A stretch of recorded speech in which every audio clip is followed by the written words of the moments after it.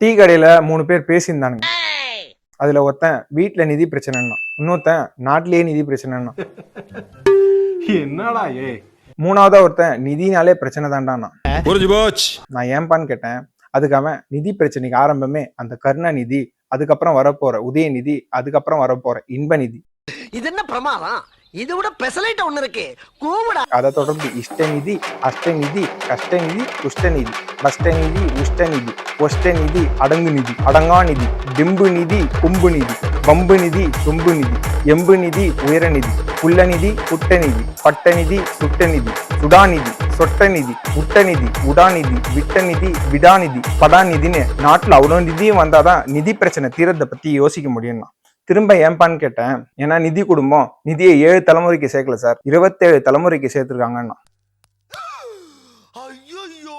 அப்புறம் தான் எனக்கு புரிஞ்சது இந்த கதிக்கு காரணம் நிதி இல்ல, நம்ம விதின்னு.